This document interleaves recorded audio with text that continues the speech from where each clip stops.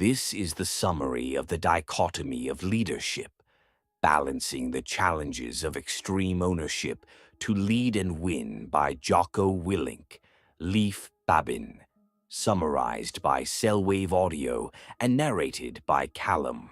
Disclaimer: this is an unofficial summary and analysis of The Dichotomy of Leadership by Jocko Willink and Babin. It is not the original book and is not affiliated with or authorized by the author or publisher. This work is intended to provide key insights, analysis, and commentary for educational and informational purposes only. All names, trademarks, and references to the original content remain the property of their respective owners.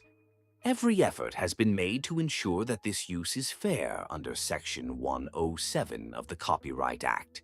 Readers are encouraged to purchase the original book from the author or publisher for the full experience and context. Introduction. Leadership has never been simple. It is a constant balancing act, a tightrope where leaning too far in either direction can mean failure. At its core, leadership is about responsibility, guiding people, making decisions, and driving missions forward. But responsibility is never straightforward. Every choice carries a paradox. Push too hard, and you stifle initiative. Hold back too much, and you create confusion. Confidence can inspire trust, but unchecked confidence turns into arrogance. Humility builds respect, but taken too far, it slips into weakness. This is the central theme of The Dichotomy of Leadership by Jocko Willink and Babin, former U.S. Navy SEAL commanders who learned these lessons in the harshest environment possible. Combat. On the battlefield, imbalance costs lives. In business and everyday life, it costs opportunities, trust, and success. Their experiences reveal a timeless truth. There is no single formula for leadership. Instead, leaders must constantly find equilibrium between opposing forces. Among the most striking lessons is the need to be focused but detached.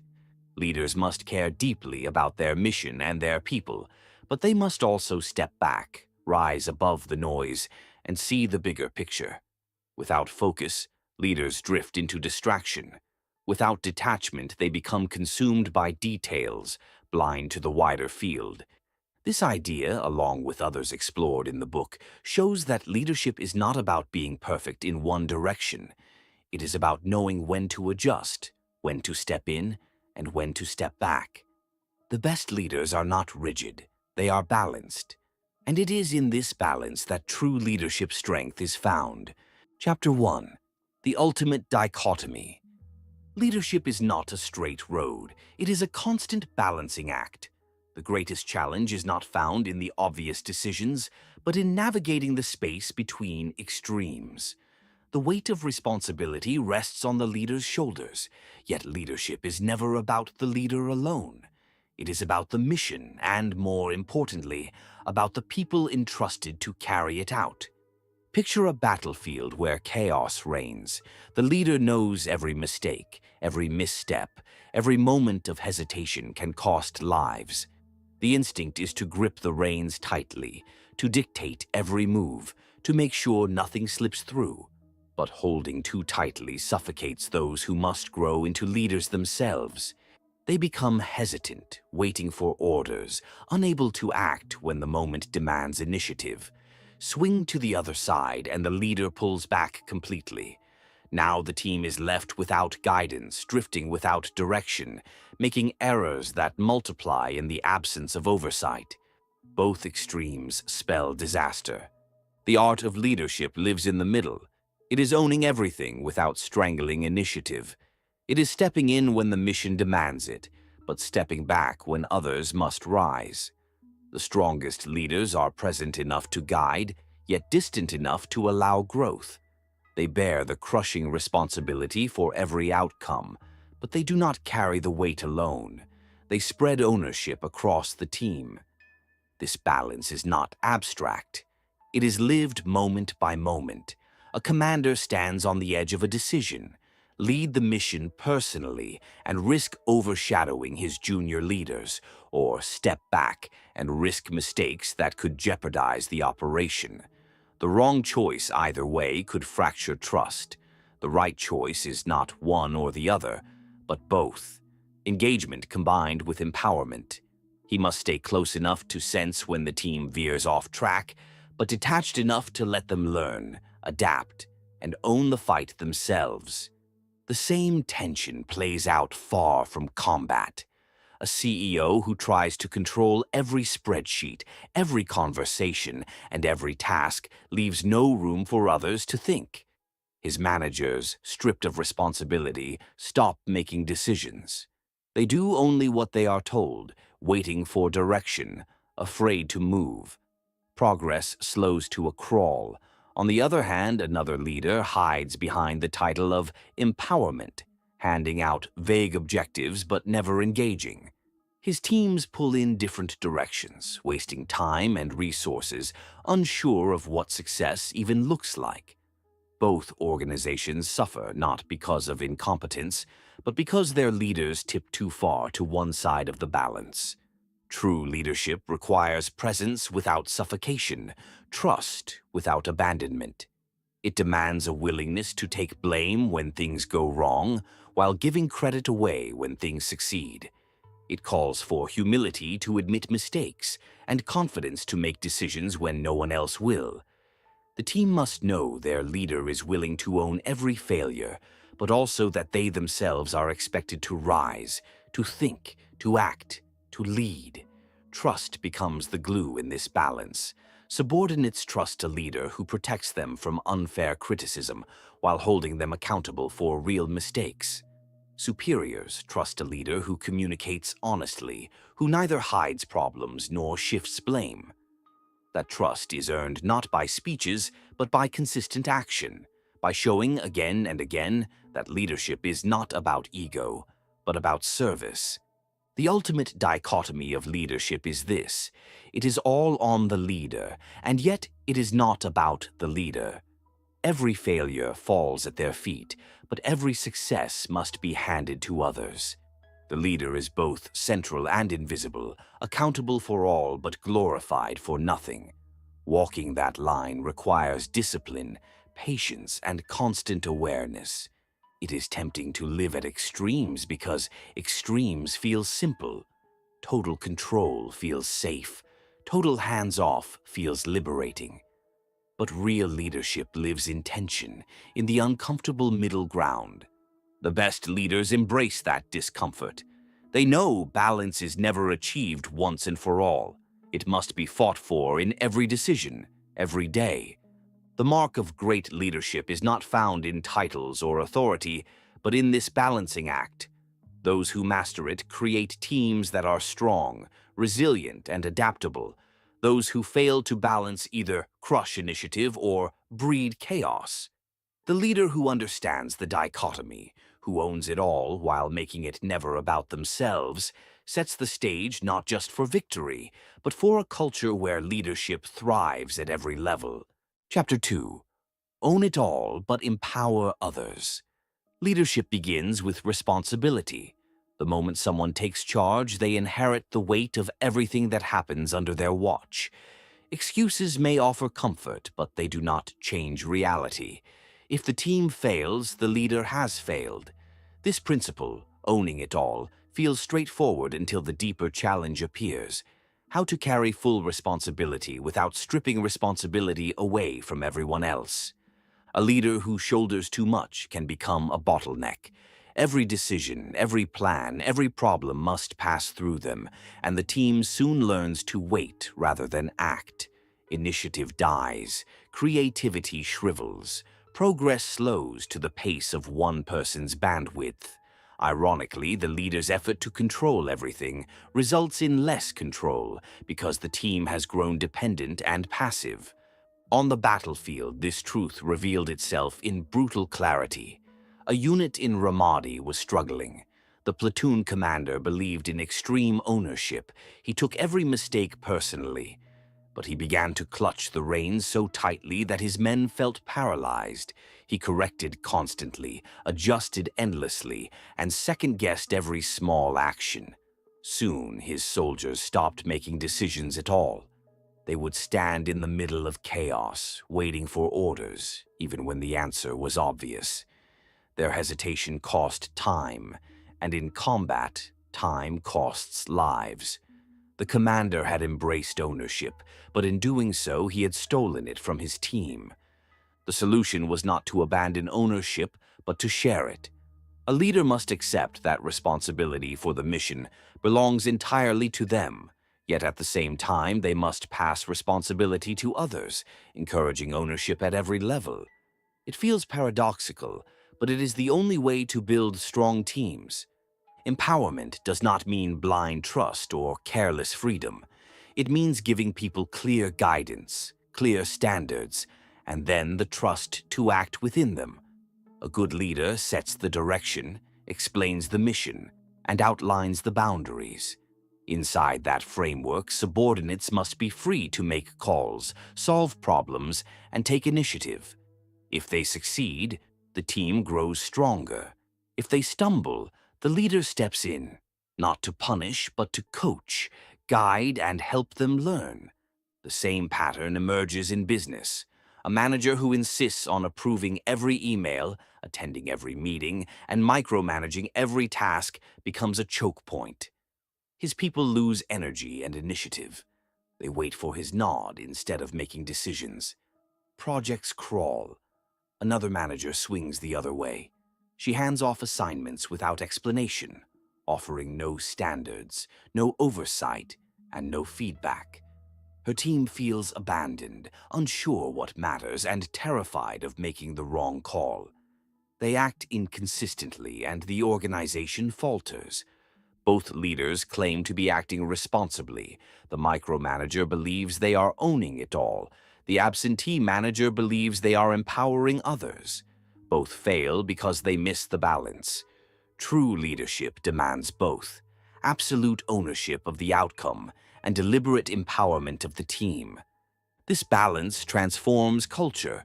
When people feel empowered, they no longer ask, "What does the boss want me to do?"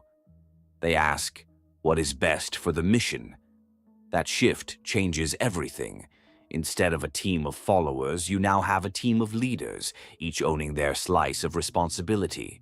The mission becomes stronger than any one person because many minds, many hands, and many hearts are invested in its success. But empowerment requires humility.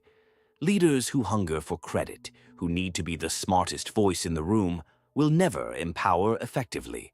They will hold decisions because they cannot stand to see others shine. Real leaders, the ones who create lasting impact, are willing to give credit freely.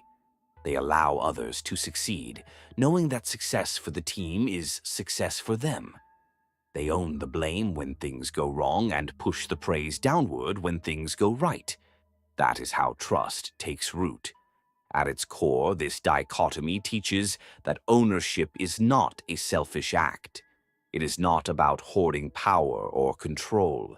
It is about responsibility for the mission and the people.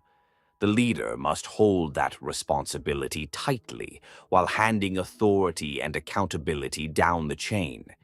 It is a paradox, but one that creates strength rather than weakness.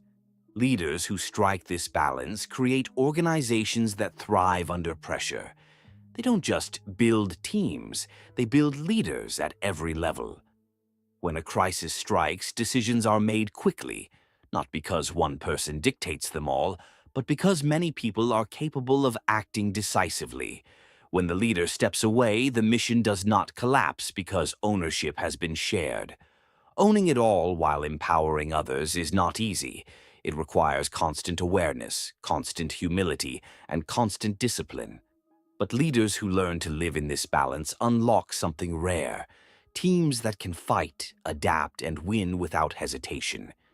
That is the essence of leadership, not clinging to control, but cultivating it in others. Chapter 3. Resolute but not overbearing. Leadership demands strength. A leader must stand firm, hold the line, and refuse to be swayed when the mission, the team's safety, or core values are on the line. Weakness at the top breeds confusion, distrust, and failure. Yet strength carried too far turns into tyranny. When resolve hardens into stubbornness, when firmness transforms into inflexibility, the leader becomes overbearing, and the team begins to suffocate. On deployment in Iraq, this lesson unfolded under the weight of combat. A young leader insisted on enforcing every rule with an iron fist. His intent was good. He wanted discipline and order, but his delivery crushed morale. Every minor mistake brought a harsh rebuke. Every deviation from procedure, no matter how small or justified, drew punishment. The men followed him, but only because they feared him, not because they respected him. Fear breeds compliance, but it never inspires commitment. Under the surface, resentment simmered. His unit did not feel led, they felt controlled. Another leader went to the opposite extreme. He wanted to be liked, to keep his men happy. Rules bent easily under his watch. Standards became suggestions. At first, the troops loved it. They felt free, relaxed, unconstrained. But when the pressure of combat closed in, cracks appeared. Complacency set in, mistakes multiplied, and the team realized they were unprepared. Their leader had given them freedom, but in doing so, he had failed to give them strength.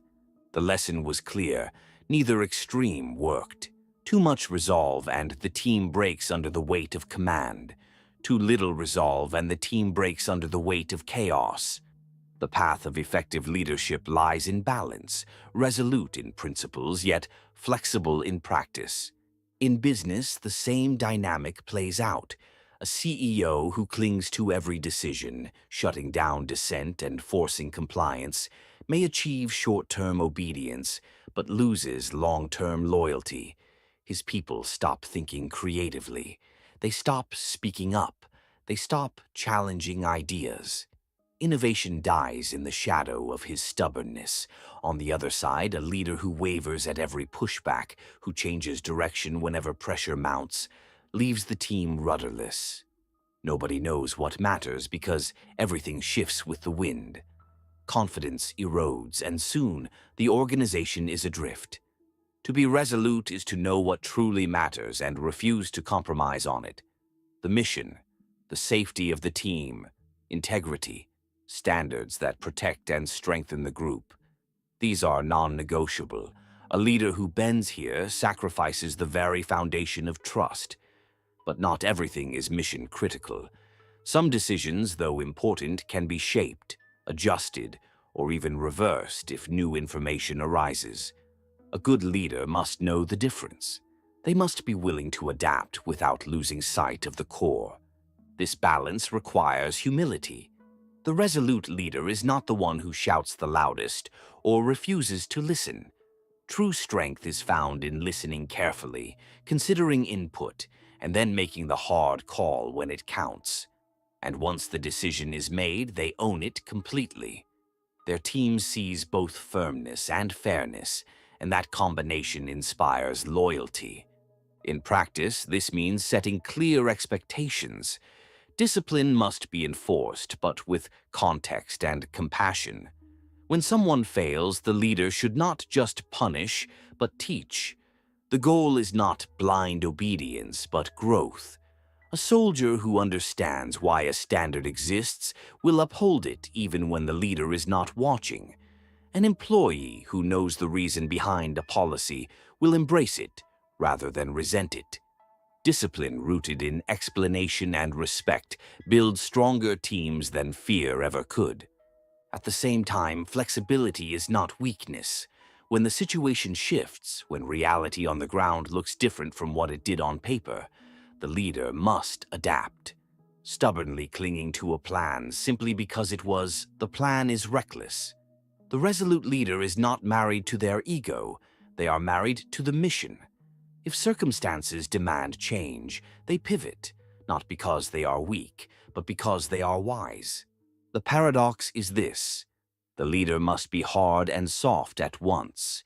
They must hold the line on what matters while bending where they can. They must project confidence without arrogance, openness without indecision. Too far in either direction, unyielding or uncertain, and the team pays the price. When balance is struck, something powerful happens.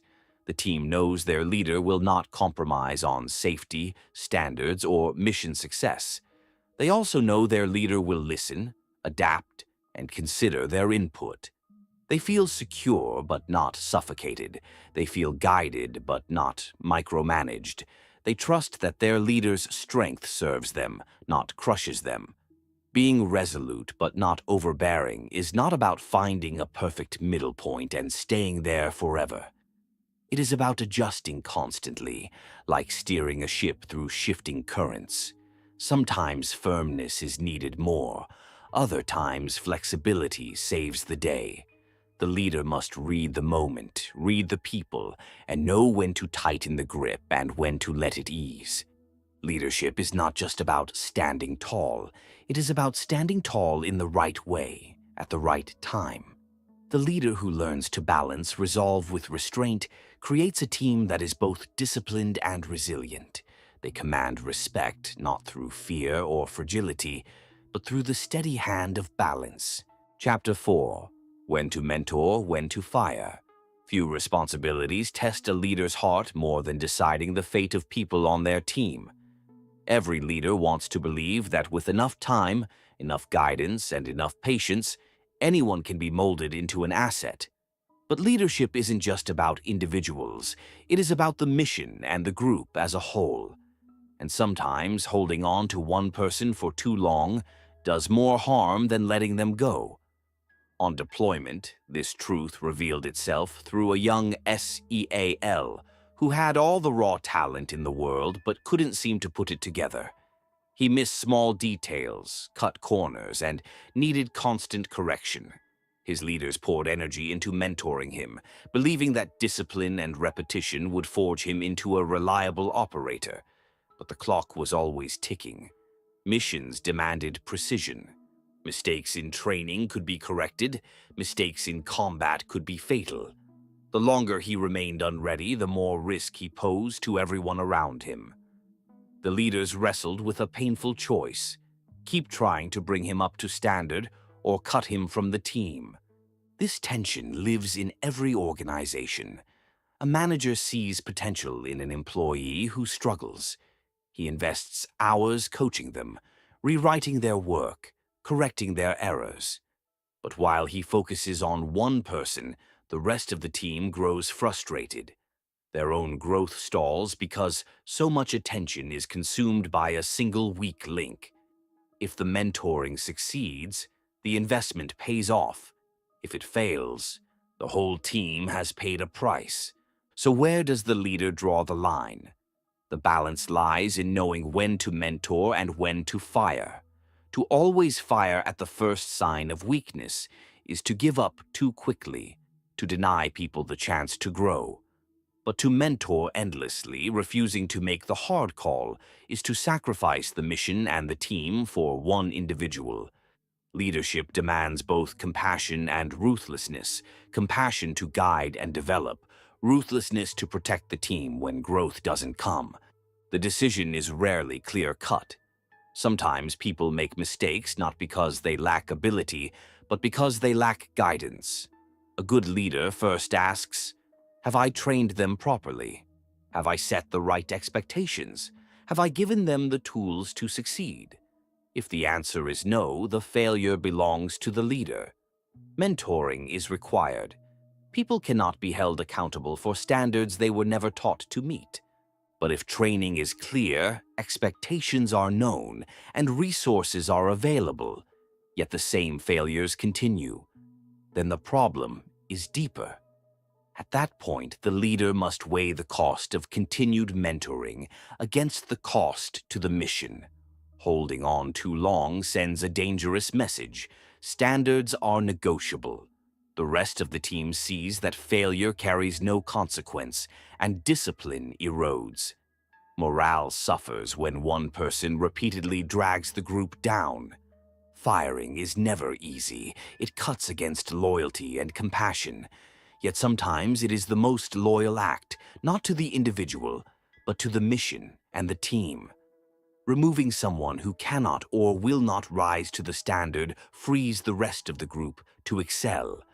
It protects their safety, restores their confidence, and reinforces the culture of excellence. And in some cases, it even helps the individual who is removed. Being forced out may push them to find a place where they truly fit, where their strengths can shine. But the decision must never be made in anger or frustration. Firing should not be an emotional reaction.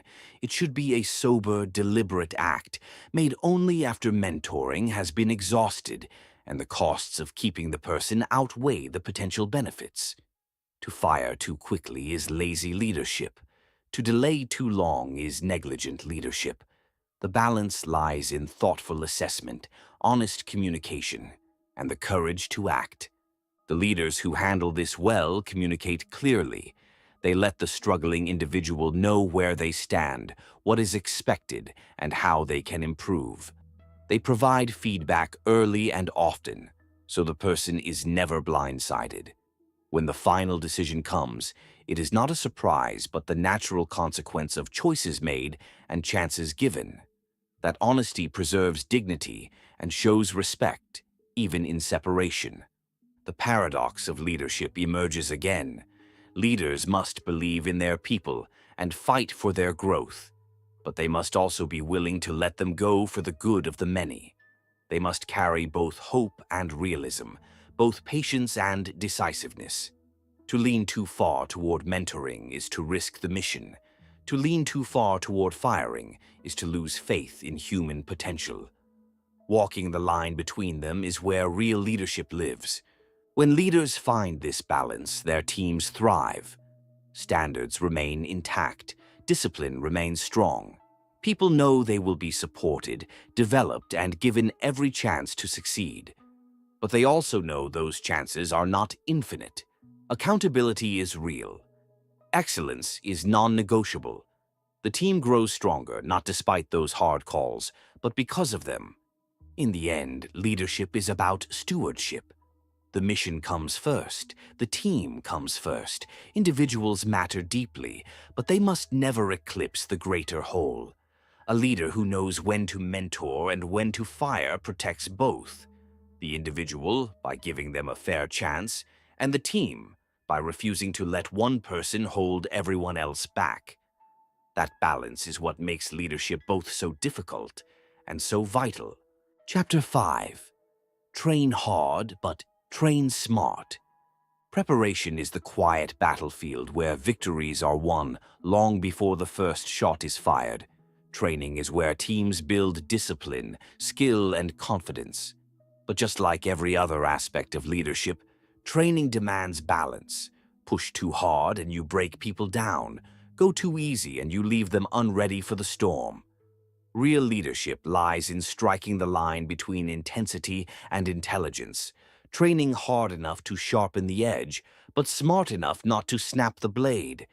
In Iraq, this truth became painfully obvious. SEAL units prepared obsessively. Training drills mimicked combat as closely as possible. Live fire exercises, high-stress scenarios, endless repetitions until movements became instinct. Leaders pushed their men to exhaustion, demanding precision under pressure, because combat left no margin for error. But one unit pushed too far. They designed exercises so extreme that mistakes multiplied, morale plummeted, and exhaustion clouded judgment. Instead of building confidence, the training crushed spirits. By the end, the men weren't sharper. They were worn down, doubting themselves and each other. The leader's intent was noble, prepare for the worst. But the execution missed the balance. Another team fell into the opposite trap. Their training was comfortable, almost easy. Drills were familiar and predictable. Everyone looked sharp in practice, hitting targets and moving efficiently. On the surface, they seemed ready. But when combat stripped away the safety of controlled environments, cracks appeared. Under real fire, panic set in. Mistakes piled up. The easy training had bred false confidence. They had trained, but not truly prepared. The lesson was unmistakable. Training must mirror the chaos of reality, but it cannot become chaos itself. It must test limits without destroying them. Leaders have to walk a fine line, pushing their people into discomfort, but not into despair. This same principle echoes in boardrooms, classrooms, and sports fields. A company that piles endless tasks and pressure on its employees without guidance burns them out. People disengage, mistakes rise, and morale collapses. Yet a company that keeps everyone in a comfort zone, never challenging them, creates complacency. The team is unprepared when real challenges arrive, and the results are just as devastating. The key is intentional design. Training must be structured, progressive, and aligned with the mission. It should stretch people's abilities, but always with a purpose. A drill is not about punishment. It's about preparation. When people understand the why behind the difficulty, they endure it with resolve. When hardship feels arbitrary, it only breeds resentment. Leaders must also recognize that training is not just about skill, but about confidence. Every repetition builds trust in oneself, in teammates, in the systems they use. But confidence can only grow when training includes struggle and recovery, failure and correction. A good leader allows room for mistakes in training because those mistakes are the foundation of growth. But they also ensure the lessons are learned, so the same mistakes don't carry over into real operations. Balance is also about sustainability. Training hard for a short burst is easy. Training hard consistently over time is what builds greatness. That means factoring in rest, recovery, and incremental growth. Just as an athlete cannot train at full intensity every day without injury, a team cannot endure endless stress without collapse. Leaders must plan cycles of intensity, knowing when to press harder and when to allow breathing room. One business leader learned this the hard way. Determined to toughen up his staff, he scheduled endless meetings, tight deadlines, and punishing work hours. For a while, results looked impressive. Sales climbed, deadlines were met, but burnout soon followed. People left, productivity collapsed, and the culture soured. He had trained his team into exhaustion. Another leader, wanting to avoid burnout, gave his people wide margins and light workloads. They were comfortable, even happy. But when the market shifted and competitors pressed hard, his team had no resilience. They cracked under pressure. The winning approach, as always, was balance. Challenge paired with support. Intensity paired with wisdom. At the core of train hard but train smart lies a leader's ability to see beyond the moment. Pushing a team into exhaustion might feel like building toughness, but the long-term cost outweighs the short-term gain. Likewise, letting them glide through easy drills might look good today, but it sets them up for failure tomorrow. The leader's job is to calibrate, constantly, carefully, so that training forges strength without breaking it. Training is also where culture is born, a team that sweats together, struggles together, and overcomes challenges together, builds bonds that last. The difficulty must unite, not divide. If training feels unfair or purposeless, it creates bitterness. If it feels challenging but meaningful, it creates pride. Leaders shape this culture by their presence, by explaining, encouraging, and setting the tone. Ultimately, the measure of good training is revealed not in training itself, but in performance when it matters most. Did the preparation create confidence under stress? Did it build initiative, adaptability, and teamwork? Did it sharpen discipline without dulling spirit? These outcomes depend not on how hard or how easy the training was, but on how smartly it was balanced. The leader who finds this balance prepares their team not just to survive challenges, but to thrive in them. They train with intensity, but never recklessness. They demand effort, but never pointlessly. They push people to the edge, but not over it. Hard enough to strengthen, smart enough to endure. That is the sweet spot where training becomes transformation. Chapter 6. Aggressive, not reckless. In combat, hesitation kills. The battlefield punishes delay. A leader who waits for the perfect information, the perfect timing, or the perfect conditions often waits too long. Action is what saves lives and wins fights. Aggressiveness, the drive to take initiative, to seize opportunities, to move forward when others hesitate, is a critical ingredient of success. But aggression without discipline is just recklessness, and recklessness destroys as surely as hesitation. In Ramadi, leaders learned this lesson at the sharpest edge. A team on patrols spotted a fleeting opportunity to strike insurgents. Their leader, determined to act decisively, launched into an immediate assault without full reconnaissance. The move was bold, but it was also blind. The team charged forward only to discover they had underestimated the enemy's strength and position. The cost was heavy. Aggression had turned into recklessness, and recklessness carried a price in blood. On the opposite end, another unit had intelligence on enemy fighters hiding in a building. They hesitated.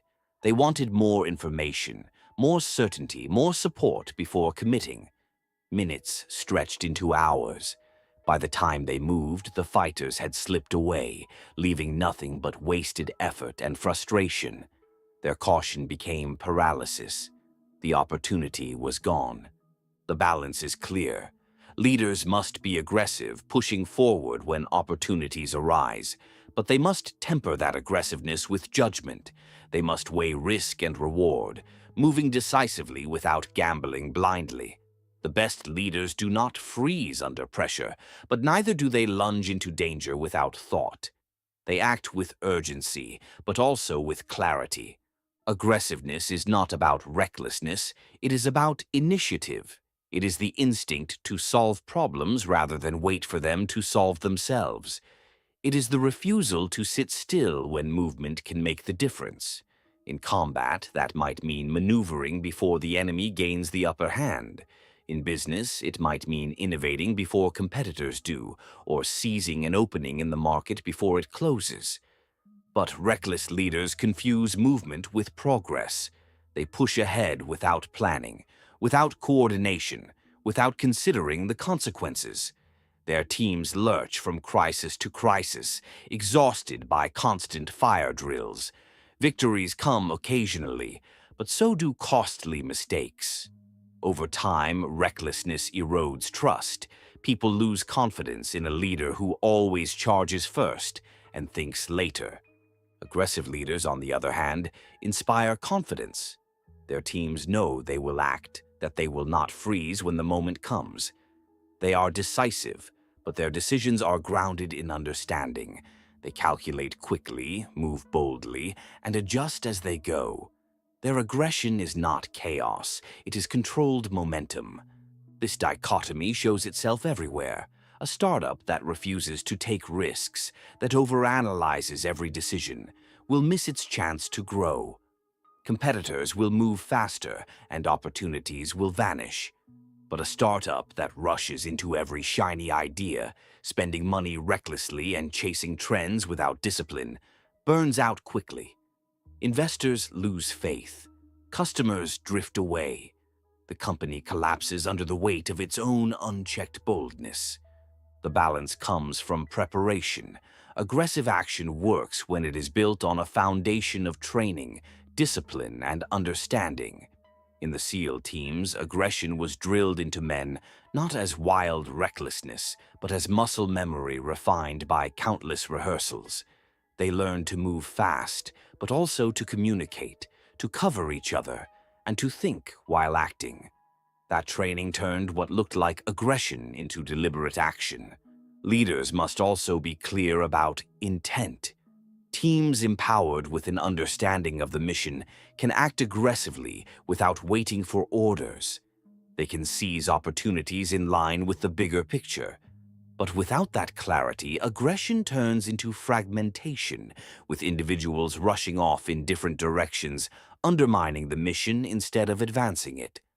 The temptation for leaders is often to lean too far one way. Those who fear mistakes become overly cautious, paralyzed by the need for certainty. Those who crave action lean toward recklessness, mistaking speed for success. The real discipline is living in the tension, moving decisively, but always with awareness of risk, always with alignment to the mission. When balanced, aggressive leadership builds momentum. The team becomes confident in its ability to act, to adapt, to move forward, no matter the challenge. Opportunities are seized before they disappear. Risks are managed, not ignored. Victories are earned through a combination of boldness and thoughtfulness. In the end, aggressiveness is not about charging headlong into danger. It is about refusing to stand still. It is about leading from the front with energy, urgency, and conviction, while never losing sight of the bigger picture. Recklessness is selfish. It feeds a leader's ego. Aggressiveness, when balanced, serves the team and the mission. Great leaders know the difference. They act when others hesitate, but they act with discipline. They are bold, but not careless. They are fast, but not frantic. They embody the paradox of leadership, aggressive enough to seize the fight, smart enough to win it. Chapter 7. Disciplined, not rigid. Discipline is the backbone of success. It builds consistency, reliability, and trust. Teams without discipline collapse under pressure. They drift, lose focus, and fall apart when things get hard. But discipline taken to an extreme becomes suffocation. What begins as structure turns into rigidity. What should create freedom instead breeds paralysis. The balance between discipline and flexibility is what allows teams to thrive. On the battlefield, this balance was not abstract. It was survival. The SEAL teams trained obsessively, repeating drills until every movement was second nature. Clearing rooms, coordinating fire, moving under cover. Every action was drilled so deeply that it happened without hesitation. This discipline kept men alive. But when teams clung to procedures too tightly, refusing to adapt to the chaos of real combat, danger multiplied. One unit learned this the hard way. They rehearsed a particular tactic until it was perfect on the training range. But in combat, the environment shifted. The streets of Ramadi did not match the clean lines of the training grounds. The enemy fought differently, unpredictably. Yet the team insisted on running the same drill, step for step, exactly as practiced. Their refusal to adapt nearly cost them dearly. They had discipline, but no flexibility. Another unit took the opposite approach. They valued adaptability so much that they treated discipline as optional. Training standards slipped. Procedures became loose. The men were creative but inconsistent. In the fog of combat, small mistakes multiplied into chaos. Without the anchor of discipline, their adaptability was wasted. The lesson became clear. Discipline provides the framework, but it must never become a cage. Rigid leaders cling to rules and processes so tightly that they forget the purpose behind them. They value compliance over results, form over function. Their teams follow the script but lose the ability to think. When reality doesn't match the script, they fail. In business, the pattern looks familiar. A company with no discipline, no processes, no accountability, no standards, runs in chaos. Deadlines are missed, quality is inconsistent, and nobody knows what to expect. On the other hand, a company where every procedure is enforced with suffocating rigidity kills innovation. Employees feel trapped. They stop offering ideas. They follow the rules even when the rules don't make sense because breaking them, even for the sake of improvement, would invite punishment. Balance comes from understanding the purpose of discipline. Rules exist not for their own sake, but to support the mission. Processes are not chains, they are guides. They create stability, predictability, and safety. But they must always leave room for judgment. A disciplined team can execute the basics flawlessly, but also adapt instantly when the situation changes. Leaders play a critical role here. If they demand blind obedience to procedures without explaining the why, discipline turns into resentment. But if they explain the reasoning, if they show how the procedures serve the mission, the team buys in. Then discipline becomes ownership. People don't follow rules because they fear punishment. They follow them because they understand their value. This is why the strongest teams are both disciplined and creative. They master the fundamentals so thoroughly that they can adapt without losing cohesion. They don't need constant oversight because discipline has already shaped their instincts. At the same time, they are not shackled by procedure. They can innovate, improvise, and adjust because they know the framework and the intent behind it. Leaders who strike this balance often do so by empowering their people to think. They don't just enforce rules, they teach judgment. They encourage questions, explain the mission, and reward initiative that aligns with the bigger goal. When their people bend a rule for the right reason, they don't punish reflexively. They ask, "Did this serve the mission?" If the answer is yes, they recognize it as leadership, not disobedience. The dichotomy is subtle but vital. Without discipline, freedom becomes chaos. Without freedom, discipline becomes tyranny. Together, they create a team that is both structured and adaptable, steady and agile. Discipline builds trust. When teammates know they can rely on each other to do the basics right, on time, every time, they gain confidence. But flexibility builds resilience. When the unexpected happens, as it always does, they know they can adjust without falling apart. The team becomes both strong and adaptable. Discipline is not about rigidity, it is about creating freedom. The disciplined soldier can move confidently in battle because his training is ingrained.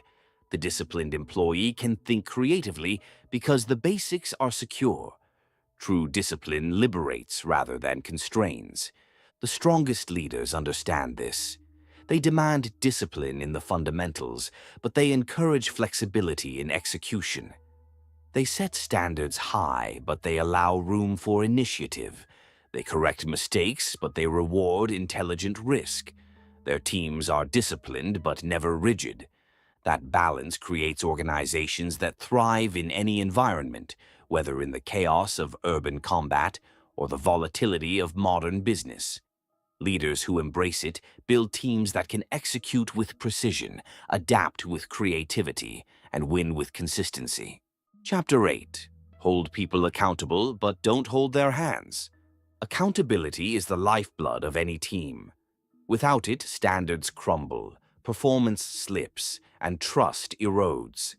But accountability can easily be misunderstood. Some leaders mistake it for micromanagement, hovering over every task, controlling every detail, refusing to let their people breathe. Others avoid it altogether, fearing confrontation, allowing failures to slide unchecked. Both extremes destroy teams. Real leadership demands balance, holding people accountable without holding their hands. On deployment, this played out with stark clarity. A platoon was tasked with securing a dangerous section of Ramadi. The mission demanded initiative at every level, but the platoon commander couldn't let go. He gave endless instructions, corrected every minor detail, and demanded constant updates. His men executed tasks, but only when told. Their initiative evaporated. When unexpected problems emerged, they froze, waiting for orders. His tight grip suffocated them. He thought he was enforcing accountability, but he was really stealing ownership. In another case, a leader swung the other way. Wanting to empower his team, he stepped back completely. He assumed his men would rise to the challenge, but without guidance, small mistakes piled up. Corners were cut, standards slipped. The team misread the mission and drifted off course. When failure came, the leader had no one to blame but himself. He thought he was giving freedom, but he had abandoned accountability. The balance lies in between. True accountability is not about punishment or control. It's about responsibility. Leaders must set clear expectations, explain the mission, and provide the tools for success. Then they must give their people the space to execute, to make decisions, and to learn. But when performance falls short, leaders must confront it directly, with honesty and firmness. Not to shame, not to control, but to uphold the standard and protect the team. In business, this dynamic is just as critical. A manager who breathes down every employee's neck stifles creativity. Workers learn to do only what they are told, never more. Innovation dies because nobody wants to step outside the script. Meanwhile, a manager who avoids holding people accountable creates a culture of mediocrity. Missed deadlines become normal. Excuses replace results. The team loses its edge. Accountability, done well, creates ownership. When people know they will be held responsible for results, they take their work seriously. They prepare more carefully, plan more thoroughly, and follow through with more consistency. But accountability only works when paired with autonomy. People must know that the outcome rests on their shoulders, not that the leader will carry them across the finish line. The hard part for leaders is confrontation. It is uncomfortable to call someone out for falling short. Many avoid it to keep the peace, hoping the problem will fix itself. But problems ignored always grow. The longer a leader waits, the harder the correction becomes. Small failures turn into habits, and habits turn into culture. By the time the leader acts, the damage is already done. Good leaders address issues early, directly, and respectfully. They don't sugarcoat, but they also don't humiliate. They explain where the standard was missed, why it matters, and what must change. They listen, but they don't excuse. They make it clear that accountability is not optional. At the same time, they show faith in the person's ability to improve. That mix of honesty and belief is what transforms accountability from fear into growth. Leaders also model accountability themselves. If they demand high standards from their people but cut corners personally, the message is hollow. But when they own their own mistakes openly, they set the tone. Accountability becomes the culture. Everyone from the top down is responsible. The dichotomy comes into play here. Too much control breeds dependency. Too little control breeds chaos. Leaders must give freedom, but within a framework of responsibility. They must demand results without dictating every move. They must trust their people to act, but also verify that actions meet the standard. It is not either or, it is both. When this balance is struck, the results are powerful. Teams become proactive. People step up, owning their tasks because they know their performance matters. They also know their leader trusts them enough not to hover, but cares enough not to let them drift. That combination builds confidence, initiative, and reliability. Accountability is not about catching people when they fail. It is about guiding them to succeed. It is about saying, I trust you to do this, but I will hold you to the standard because you matter, the team matters, and the mission matters. That mindset transforms accountability from a burden into a gift. The strongest leaders know this balance. They confront failures quickly and clearly, but they never suffocate their people with micromanagement. They demand results, but they also build trust. They hold people accountable, but they never hold their hands. That is how they build teams that are not only disciplined, but also free, creative, and strong enough to win. Chapter 9. A Leader and a Follower. Leadership is often pictured as standing tall at the front, giving orders and guiding the way. But the truth is more complex. Great leaders know when to step forward and when to step back. They lead when decisions must be made, but they also follow when others have the expertise, the authority, or the better perspective. The paradox is clear. To be a strong leader, one must also be a willing follower. On deployment, this balance came into focus again and again.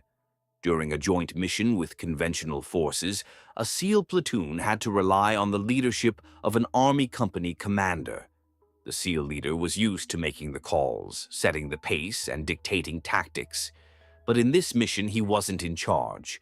To push his own agenda would have caused friction, confusion, and possibly disaster. Instead, he deferred. He listened, followed, and supported. His humility allowed unity of effort, and the mission succeeded. By choosing to follow, he led his team more effectively than if he had tried to dominate. In another scenario, the opposite was true. The SEALs were waiting for guidance from higher command during a tense standoff. The situation was fluid, dangerous, and every second mattered. But orders weren't coming. The SEAL leader recognized the risk of waiting too long. This was the moment to step forward. He made the call, moved his team, and took decisive action. In that moment, leadership meant not waiting for direction, but taking it. The tension is constant, knowing when to step up and when to step back. Leaders who always insist on being in control crush initiative. They make themselves the bottleneck, and their teams become dependent on their every move. At the same time, leaders who constantly defer, who never assert themselves, leave their teams rudderless. The balance is knowing when the mission demands your voice and when it demands your silence. This paradox lives in every workplace. A CEO who refuses to listen to her managers and frontline workers, insisting she always knows best, blinds herself to reality. Her arrogance costs the company. But a CEO who refuses to decide, always waiting for consensus, drags the organization into endless meetings and indecision. Both fail, just in different ways. The strongest leaders embrace humility. They recognize they don't have all the answers. They value the expertise of others and defer when someone else is better positioned to lead. Following in these moments is not weakness, it is wisdom. But they also carry the courage to step in when leadership is required, even when the weight of that decision is heavy. This dual role requires confidence without ego. An insecure leader clings to control, afraid that following will make them look weak. But insecurity also hides in leaders who never step forward, afraid to own the consequences of their choices. True strength is the ability to do both, without fear, without ego, without hesitation. Practically, this balance comes down to communication and clarity. Leaders must constantly read the environment. Who has the best information? Who has the authority? Who is positioned to make the best decision? Sometimes it's them, sometimes it's someone else. What matters is not who leads in the moment, but that the team moves forward together. A disciplined culture makes this easier. When teams are trained to both lead and follow, they can flow seamlessly between roles. A junior operator might step up to lead a small task while the commander focuses elsewhere. A manager might defer to an analyst who understands the technical details better. This fluidity keeps teams adaptive and resilient. The danger of imbalance is real. Leaders who only lead become tyrants. Leaders who only follow become spectators. The mission demands both. The art is knowing when to wear each hat. In the end, leadership is not about titles or ego. It is about responsibility. Sometimes responsibility means making the hard call, even when no one else will. Sometimes it means swallowing pride and following another's lead, because that is what serves the mission best. The greatest leaders are students as much as teachers. They listen more than they speak. They learn from their people even as they guide them. They know that leadership is not a crown to wear, but a role to play. sometimes in front, sometimes behind. By balancing leadership and followership, they create teams that are humble, adaptable, and unstoppable. They model humility, courage, and wisdom. They lead when needed, follow when wise, and win because of it. Chapter 10. Plan but don't overplan. Planning is the bridge between vision and action. Without a plan, even the most talented team stumbles. Chaos takes over, resources scatter, and opportunities vanish. But too much planning can be just as deadly. Teams that spend endless hours preparing, rehearsing, and tweaking every detail often find themselves paralyzed when reality doesn't match the blueprint. The paradox is clear. Leaders must plan, but not overplan. In Ramadi, the cost of imbalance became clear. A SEAL platoon prepared for a raid on an insurgent stronghold. They mapped the compound, studied intelligence, and rehearsed the assault. Every man knew his role. But the enemy didn't follow the script. When the team entered, the layout was different than expected. Walls had been knocked down, furniture rearranged, escape routes altered. The meticulous plan collapsed in seconds. Yet the team adapted. Because their planning had been simple and clear, they could improvise. Their success came not from having the perfect plan, but from being free to adjust when the plan broke down. Another unit wasn't so lucky. They obsessed over every possible scenario, building layers upon layers of contingency. Their plan grew so complicated that few understood it fully. When the mission began, one unexpected twist threw the team into confusion. Nobody knew which contingency applied. The overplanning had created paralysis. Instead of empowering the team, the plan had shackled them. This tension shows up in every field. In business, some leaders jump into action with no real strategy. They burn through resources chasing half-baked ideas. Others build massive binders of research, forecasts, and projections, so heavy that by the time they finish, the market has already shifted. In both cases, the failure is the same: imbalance. The solution lies in simplicity. A good plan is clear, direct, and easy to understand. Every team member should be able to explain it in a sentence.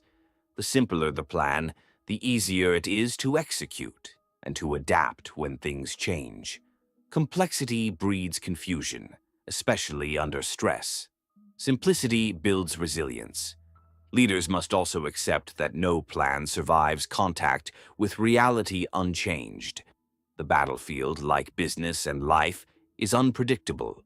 Competitors, markets, and even nature rarely follow the script. That doesn't make planning worthless. On the contrary, the act of planning forces leaders to think through challenges, identify resources, and align the team. But the plan itself is not sacred. It is a guide, not a chain. The discipline of planning lies in balance. Too little planning is reckless. Too much planning is hesitation disguised as preparation. A leader must know when enough is enough, when the plan is solid enough to move forward, even if it isn't perfect. One business leader learned this when launching a new product. His team kept delaying the rollout, waiting for more data, more testing, more perfect conditions. Months passed. Competitors launched their versions, capturing the market. By the time his company was ready, it was too late. Another leader rushed a product out with no planning at all. The launch was sloppy, bugs plagued the system, and customers lost trust. The winning approach lay between them: plan thoroughly, then execute decisively. Communication is also key. A plan only works if everyone understands it. Leaders sometimes bury their teams under lengthy presentations and documents, but clarity matters more than detail. A simple plan, communicated clearly and repeatedly, empowers people far more than a perfect plan hidden in a binder. Flexibility matters too.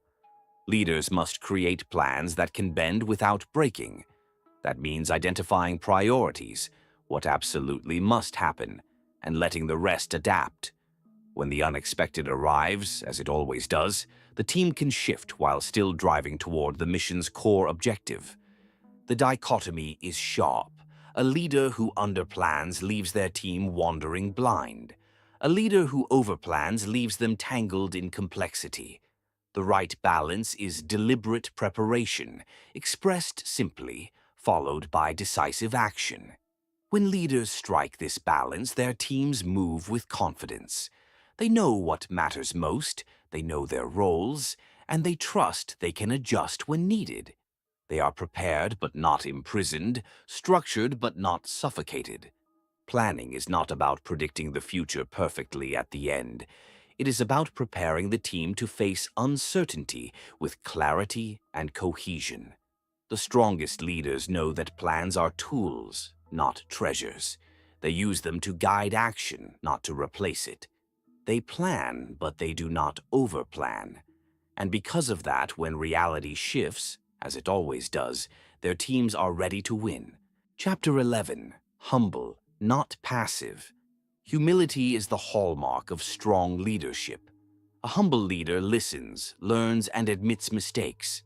They give credit to their team and accept blame when things go wrong. Without humility, ego takes control, clouding judgment and destroying trust.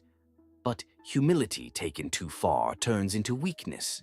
A leader who becomes overly passive, afraid to assert authority, leaves the team drifting without direction. The paradox is this: leaders must be humble, but never passive. In combat, this truth was unavoidable. A SEAL leader, known for his tactical brilliance, began to believe his own reputation. He stopped listening to input from his junior leaders. Suggestions were dismissed, critiques ignored. His ego told him he always knew best. Over time, his team stopped speaking up. Valuable insights went unheard. Mistakes piled up. His arrogance, born from a lack of humility, endangered everyone. On the other hand, another leader leaned so heavily into humility that he slipped into passivity. He didn't want to impose. He deferred decisions endlessly, waiting for consensus. When disagreements arose, he avoided conflict instead of stepping in. The team grew frustrated. Without direction, they argued, stalled, and lost focus. His passivity left them vulnerable, just as surely as arrogance had. The lesson was clear: humility is strength, but only when paired with assertiveness. Leaders must be open to feedback, willing to learn, and quick to acknowledge faults. Yet they must also carry the courage to decide, to lead, and to enforce standards when the mission demands it. This paradox plays out in boardrooms as much as on battlefields. A CEO who refuses to listen to junior managers, convinced of her own brilliance, blinds herself to realities on the ground. She makes decisions in a vacuum and leads her company into failure. But another CEO, so concerned with appearing humble and inclusive, avoids making the tough calls. She lets teams debate endlessly, hoping a consensus will emerge. Instead, progress stalls, opportunities vanish, and competitors surge ahead. Both fail in different ways. Real humility is not about silence. It is about perspective. A humble leader knows they don't have all the answers, so they listen. They invite input, even criticism. They learn from others. But when the time comes to decide, they act. Their humility makes them wise, and their decisiveness makes them strong. The key lies in intent. Leaders must ask themselves, am I being humble because I value others, or am I being passive because I fear conflict? Am I leading with openness, or am I avoiding responsibility? The difference is critical. Humility builds respect. Passivity breeds frustration. Teams can sense the difference immediately. When leaders are arrogant, people disengage. Why speak up if no one listens? When leaders are passive, people lose confidence. Why follow someone who won't decide? But when leaders are both humble and decisive, teams thrive. They know their voices matter, but they also trust their leader to set direction. Practically, this balance shows up in small moments. A leader admits when they're wrong, but doesn't collapse into self-doubt. They listen carefully to their team, but don't outsource every decision. They give credit generously, but still step forward to take responsibility when things go wrong. They are approachable but firm, open but confident. The dichotomy here is subtle. Too much humility without strength looks like weakness. Too little humility without openness looks like arrogance. The balance creates a leader who is approachable yet respected, confident yet teachable. One business leader captured this perfectly. He began every meeting by asking his team for insights, genuinely listening. But when the discussion dragged or reached a stalemate, he stepped in. "Thank you for the input. Here's the direction we're taking." His humility built trust. His decisiveness built momentum. His team respected him not because he pretended to know everything, but because he knew when to listen and when to lead. In combat, in business, in life, the mission always requires both. Leaders must carry humility to keep ego in check, to foster learning, and to build strong teams. But they must also reject passivity, stepping into the arena when hard choices must be made.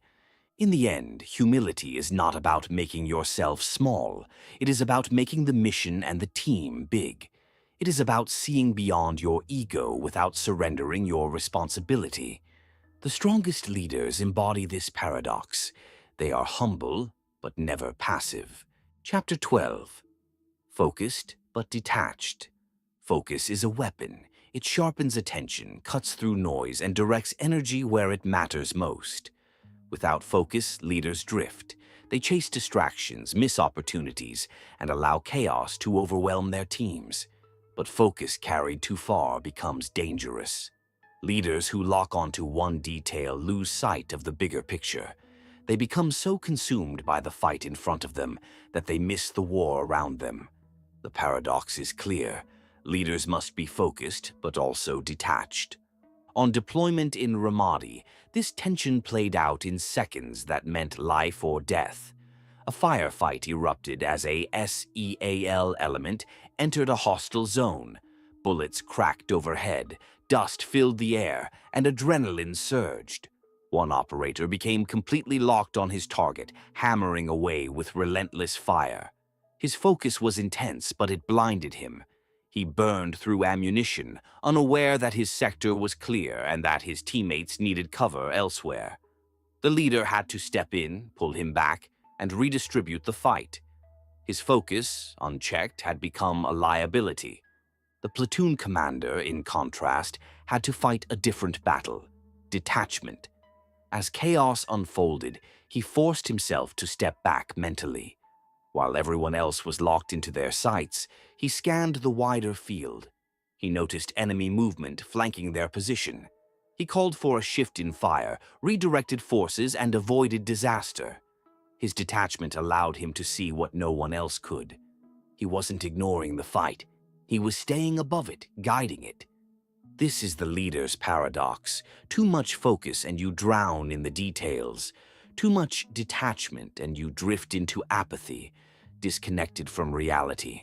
The balance is holding sharp focus when needed, but always stepping back to see the larger picture. The same pattern unfolds in everyday leadership. A manager buried in emails and reports may miss the warning signs of a failing project. Another manager, so detached in strategy meetings, may overlook the struggles of her frontline team. Both lose because they lean too far in one direction. The key lies in perspective. Leaders must learn to detach emotionally and mentally, especially under pressure. Detachment doesn't mean disengagement. It means pulling back just enough to think clearly. When a crisis hits, people often get tunnel vision. They chase one problem, forgetting everything else. Leaders who stay detached can slow things down, assess, and make better decisions. But detachment without focus is useless. Leaders who float above everything, refusing to dive into details, become out of touch. Their teams lose respect because they don't understand the reality on the ground. A detached leader must be able to re-engage at will, step into the fight, grasp the details, and then step back again. This is where discipline comes in. Detachment is not natural. In the heat of action, the pull to tunnel in is strong, but leaders must practice pulling back, breathing, scanning, asking themselves, what am I missing? What is happening beyond what I see? That pause can change everything. A powerful example comes from business. One executive became consumed by a single failing department. Every day he poured hours into fixing its problems, micromanaging its staff, and demanding constant updates. The rest of the company drifted. By the time he looked up, stronger competitors had surged ahead. His focus, unchecked, had cost the bigger picture. Another executive went the opposite way. She was so caught up in big picture strategy that she rarely engaged with the daily realities of her teams. She missed the mounting frustration of her employees and the small cracks that eventually led to a major collapse. Both leaders failed a balance. The strongest leaders master both. They are laser-focused when detail is required, but can zoom out instantly to view the field. They know when to dive in and when to step back. They cultivate calm amid chaos, not because they don't care, but because they must see more than anyone else. Detachment also protects against emotional overreaction. Leaders who are too emotionally invested in every issue make rash decisions. Anger, frustration, or fear clouds judgment. Detachment allows space to think rationally, to weigh options before acting. But detachment is not coldness. A detached leader still cares deeply. They simply don't allow emotions to rule them in critical moments. The dichotomy of being focused but detached creates clarity. A team thrives under a leader who can step into the details, to understand their struggles, but who also rises above to keep the mission in view. That balance builds trust. People know their leader sees both the trees and the forest. In the end, leadership demands both intensity and perspective. Leaders must focus enough to act decisively, but detach enough to guide wisely. They must care deeply, but not so much that emotion clouds judgment. They must be present in the fight, but also above it. The greatest leaders embody this paradox. In chaos, they remain calm. In detail, they remain broad-minded. They are focused but detached, and because of that, they lead their teams to victory when others lose themselves in the fight. This has been the summary of the dichotomy of leadership, balancing the challenges of extreme ownership to lead and win by Jocko Willink, Babin, summarized by Cellwave Audio and narrated by Callum.